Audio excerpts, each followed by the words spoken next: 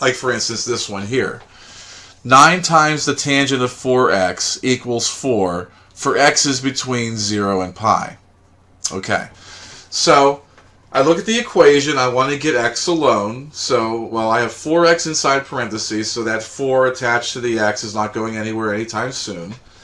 Outside of that, I have a tangent, and that tangent is being multiplied by 9. So that multiplication of 9 has to go first.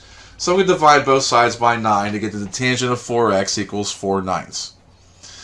Now the tangent has to go before I could drop those parentheses. So I got to think, well, before I go to the calculator, okay, is 4 ninths one of the ratios I get when I deal with, one of my special angles, especially when I deal with tangent? Well, 1 square root of 3, 1 over the square root of 3, those are ratios I'm used to seeing. 0, those are ratios I'm used to seeing when I deal with tangent, but it's usually not one of those, it's usually nothing that I'm getting, for, any special angles. So here I would have to use my calculator. When I use the calculator, I have to be cautious. I have to remember that the calculator, I'm going to do an arctangent, but that arctangent is not going to be the only answer. Now, when I do the arctangent of 4 ninths, I have to remember that the tangent function has a period of pi. So once I figure out whatever the arctangent of 4 ninths is, and notice I haven't figured out what that is yet. I haven't done anything with it yet. I haven't actually gotten the number there yet. If I add pi to that or subtract pi from that, I'm moving a semicircle away, whether it's clockwise or counterclockwise. And that's going to put me in a position where I'm going to have yet another angle that has a tangent of 4 ninths. So when I put this period at the end of it, whether it be a plus 2n pi for sine and cosine or an n pi for tangent, that signifies that I'm acknowledging that there's other possible angles, from the periodic nature of these functions that's going to give me 4 ninths as, a tangent value. When I do the arctangent of 4 ninths, I get about 0.4182, but I want to keep in mind as I do this that, I'm going to use all the decimal places that my calculator provides to me. I'm going to divide both sides by 4 now. There are 2 terms over here, even though one of them has in terms of n, and n just stands for an integer, counting values essentially, even though they can go negative, okay? So if I got to divide both by 4, so if I divide 0.4182 by 4, I get about 0.1046. Again, that's based off of me using all the decimal places. If I divide that by 4 the way it is, I don't think it's 0.1046 exactly. Plus n pi over 4, both got divided by 4. This will generate every possible answer. So I got to think, well, I want to generate all answers between 0 and pi. And since I'm using decimals now at this point, that means all values between 0 and 3.14. So what I do here is, okay, well, I got my 1.0 or my 0.1046. If I subtract pi over 4, I get negative 0.6808, which is below 0. So that one's out. So I go the other direction. I'm going to add pi over 4 to 1.1046. I get about 0.88995. That's between those two values, so then I add another pi over 4. And I get 1.6754. That's between 0 and pi. So I add another pi over 4. And I get 2.4608. That falls between 0 and 3.14, so I do it another time. And now I get 3.2461 approximately. That's too big. So the values I have, and these aren't exactly correct because each one of these down here, I'm going to just erase it because it's not entirely right. Each one of these should actually be over 4. So the arctangent of that over 4, the arctangent of that over 4, plus pi over 4, the arctangent of that over 4, plus pi over 2, so forth and so on. So those should be over the 4 as well. So I would just say, like, for the time being, just like forget this part, just remember the decimal parts. Those are the values that fall between 0 and pi, and essentially solve that equation. Now, if you put those values in with the 4 decimal places, if I do 9 times the tangent of 4 times 0.1046, I do get an answer pretty close to 4. The more decimal places you keep, obviously, the closer to 4 it'll get. If you use all the decimal places, which gets hard to do because you'd have to save a lot of different values on your calculator to bring them recall them correctly to get 4 exactly. But keep in mind that if you're rounding off, then it may not be exactly 4 if you put it back into the equation. But if it's close enough, then that signifies it is more or less an answer.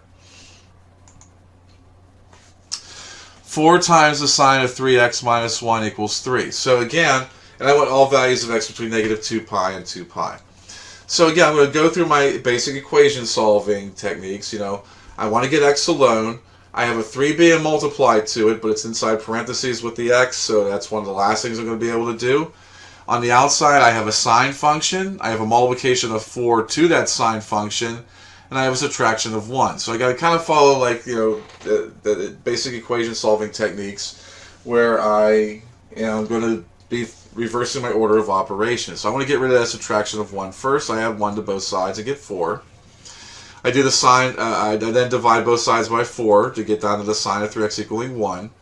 Now I'm ready to get rid of the sine function. So, before I go resorting to my calculator, I said, okay, well, are there any special angles that when I take the sine of them give me 1? Well, there's only one angle that does that, pi over 2.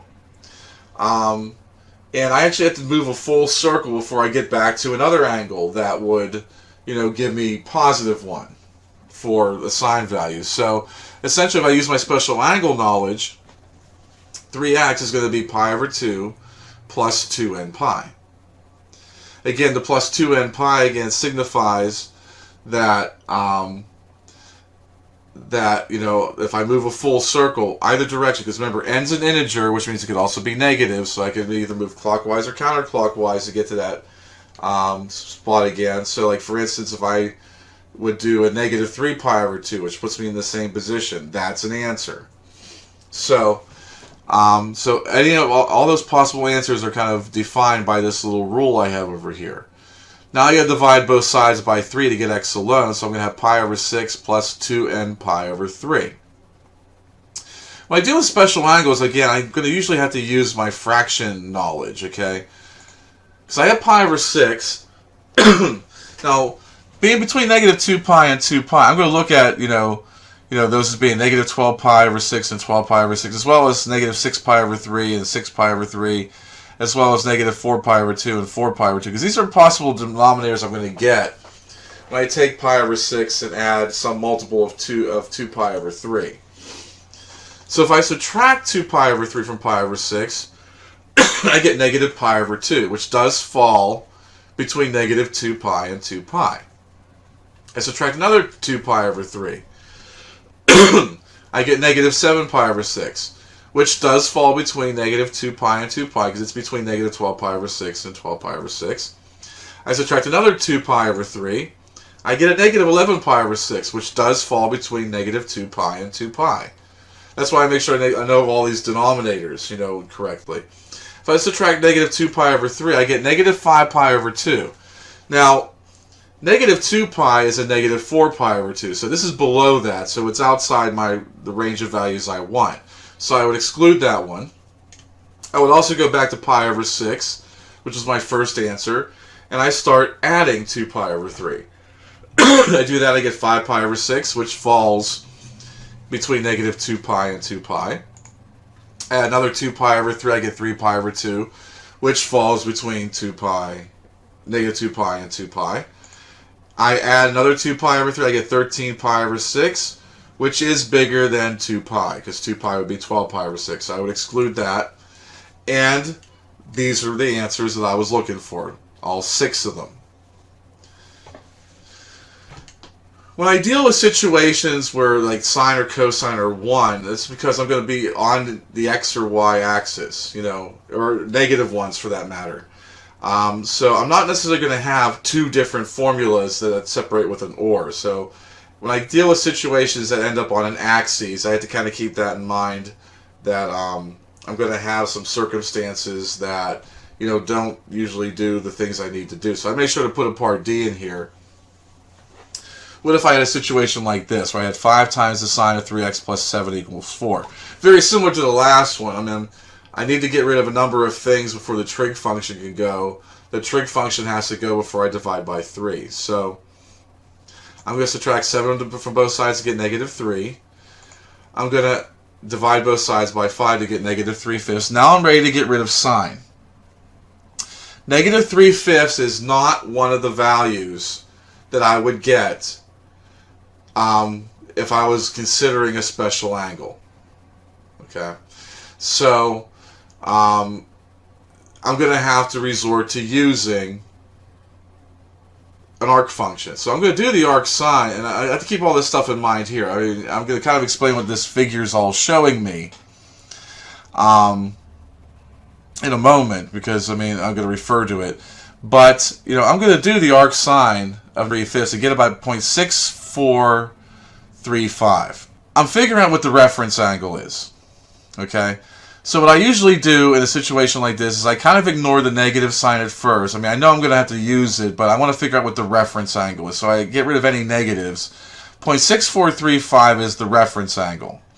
It's the reference angle for the angles that are going to put me in the third and fourth quadrant that would make my sine value negative.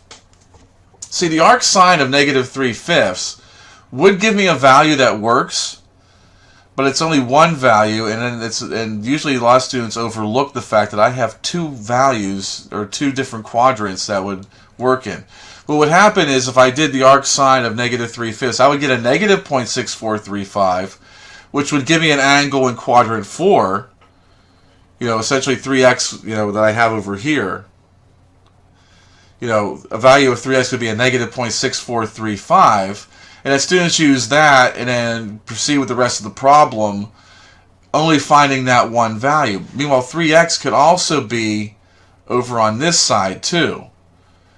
That third quadrant is something that arc sine would never give you. Arc sine gives you an angle in the first quadrant if the sine value for your angle is positive, and it gives you an angle in the fourth quadrant that's negative if the sine value was negative.